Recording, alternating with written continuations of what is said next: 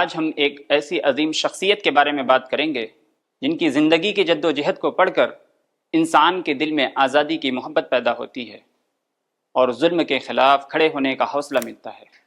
آداب ناظرین، میں ہوں آپ کا میزبان محمد فرحان فضل اعظمی اور آپ دیکھ رہے ہیں MCJ مانو کے ڈیجیٹل پلیٹ فارم پر ستارے صحافت۔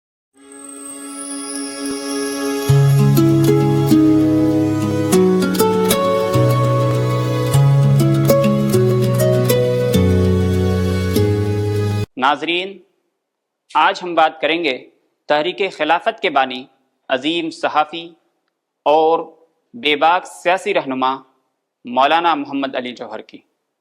مولانا محمد علی جوہر کا تعلق یوپی میں نجیب آباد کے ایک معزز اور تعلیم یافتہ گھرانے سے تھا۔ ان کے والد کا نام عبدالعلی خان تھا، جو ریاست رامپور میں ملازمت کرتے تھے۔ مولانا محمد علی جوہر کی پیدائش 10 دسمبر 1879 کو ریاست رامپور میں ہوئی۔ ان کے والدہ کا نام عابدہ بانو بیگم تھا، جو بعد میں محبت اور احترام سے بی اماں کے نام سے مشہور ہوئی۔ بی اماں صرف ایک عظیم ماں ہی نہیں بلکہ ہندوستان کی آزادی کی تحریک میں بھی ایک کردار بہت اہم اور تاریخی تھا۔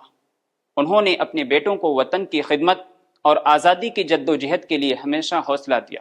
مولانا محمد علی جوہر کی ابتدائی تعلیم رامپور میں ہوئی۔ 1888 میں ان کا بریلی کے گورنمنٹ ہائی اسکول میں داخلہ کرایا گیا۔ وہاں ان کے بڑے بھائی مولانا شوکت علی پہلے سے پڑھتے تھے۔ ہائی اسکول کی تعلیم مکمل کرنے کے بعد 1890 میں دونوں بھائی علی گڑھ چلے گئے۔ علی گڑھ میں مولانا محمد علی جوہر کا داخلہ 7ویں جماعت میں ہوا۔ انہوں نے بہت محنت سے تعلیم حاصل کی اور علی گڑھ سے BA کی ڈگری حاصل کی۔ 1898 میں انہوں نے BA کا امتحان اول درجہ میں پاس کیا۔ تعلیم مکمل کرنے کے بعد مولانا اعلیٰ تعلیم کے لیے انگلینڈ چلے گئے۔ وہاں انہوں نے ICS کا امتحان دینے کی کوشش کی، لیکن اس امتحان میں بہت سے مضامین شامل تھے اور کچھ مضامین میں مولانا کی خاص دلچسپی نہیں تھی، اس لیے وہ اس امتحان میں کامیاب نہ ہو سکے۔ اس کے بعد انہوں نے آکسفورڈ یونیورسٹی کے لنکن کالج میں داخلہ لیا اور وہاں سے جدید تاریخ میں BA آنرس کی ڈگری امتیازی نمبر کے ساتھ حاصل کی۔ تعلیم مکمل کرنے کے بعد جب مولانا وطن واپس آئے تو انہوں نے مختلف سرکاری عہدوں پر کام کیا۔ سب سے پہلے رامپور کے ایک ہائی اسکول کے پرنسپل بنے۔ بعد میں وہ ریاست رامپور کے چیف ایجوکیشن آفیسر بھی مقرر ہوئے، لیکن مولانا کا دل سرکاری نوکری میں زیادہ نہیں لگتا تھا۔ ان کے دل میں انگریز حکومت کے خلاف آزادی کی تڑپ تھی۔ وہ چاہتے تھے کہ ہندوستان کے لوگ آزادی حاصل کریں اور غلامی کی زندگی سے نکلیں۔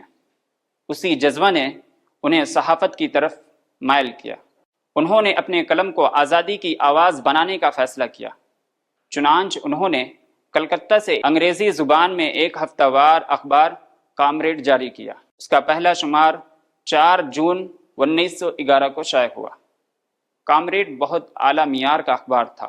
اس میں مولانا برطانوی حکومت کی پالیسیوں پر تنقید کرتے اور ہندوستانیوں کے حقوق کی بات کرتے تھے۔ یہ اخبار اتنا مشہور ہوا کہ نہ صرف ہندوستانی بلکہ بہت سے انگریز بھی اسے شوق سے پڑھتے تھے۔ بعد میں مولانا نے اردو زبان میں بھی ایک اخبار جاری کیا جس کا نام ہمدرد تھا۔ اس اخبار کا آغاز 1 جون 1913 کو ہوا۔ ہمدرد اردو صحافت کی تاریخ میں ایک اہم مقام رکھتا ہے۔ اس اخبار سے اس وقت کے بڑے بڑے قلمکار اور صحافی وابستہ ہو گئے تھے، جن میں قاضی عبدالغفار، میر محفوظ علی اور میر جالب دہلوی جیسے ناقابل ذکر ہیں۔ ہمدرد کے مضامین میں آزادی، انصاف اور مسلمانوں کے مسائل کو بڑے زور و شور سے پیش کیا جاتا تھا، لیکن مولانا کی بے باک صحافت انگریز حکومت کو پسند نہیں آئی۔ برطانوی حکومت نے سخت پریس ایکٹ نافذ کیا اور آخرکار مولانا کے دونوں اخبار کامریڈ اور ہمدرد بند کر دیے گئے۔ اس کے باوجود مولانا نے آزادی کے جد و جہد جاری رکھی۔ 1930 میں برطانوی حکومت نے ہندوستان کے بڑے رہنماؤں کو گول میز کانفرنس کے لیے لندن بلایا۔ مولانا محمد علی جوہر بھی اس کانفرنس میں شریک ہوئے۔ اس وقت وہ بہت بیمار تھے، لیکن اس کے باوجود انہوں نے ایک بہت جوشیلی اور تاریخی تقریر کی۔ اپنی تقریر میں انہوں نے کہا، میں غلام ہندوستان میں واپس نہیں جاؤں گا، یا تو مجھے میرے ملک کی آزادی کا پروانہ دے دو یا پھر میرے قبر کے لیے جگہ دے دو۔ یہ الفاظ سن کر وہاں موجود لوگ حیران رہ گئے۔ مولانا کی یہ بات ان کی آزادی سے محبت اور جرأت کی بہت بڑی مثال ہے۔ چند ہی دن بعد لندن میں مولانا محمد علی جوہر کا انتقال ہو گیا۔ بعد میں ان کی وصیت کے مطابق انہیں بیت المقدس میں دفن کیا گیا۔ اس طرح وہ واقعی غلام ہندوستان میں واپس نہیں آئے۔ ناظرین، مولانا محمد علی جوہر صرف ایک صحافی یا سیاستدان نہیں تھے، بلکہ وہ آزادی، سچائی، جرأت اور حق گوئی کے ایک بڑی علامت تھے۔ انہوں نے اپنی پوری زندگی میں قوم کی خدمت اور آزادی کی جدوجہد میں گزاری۔ یہ تھی مولانا محمد علی جوہر کی مختصر مگر متاثر کن داستان، محمد فرحان فضل اعظمی کی زبانی۔ انشاءاللہ اگلے پروگرام میں ہم ایک اور تاریخی صحافی کی زندگی اور خدمات کے ساتھ آپ کی خدمت میں حاضر ہوں گے۔ تب تک کے لیے اجازت دیجیے۔ خدا حافظ۔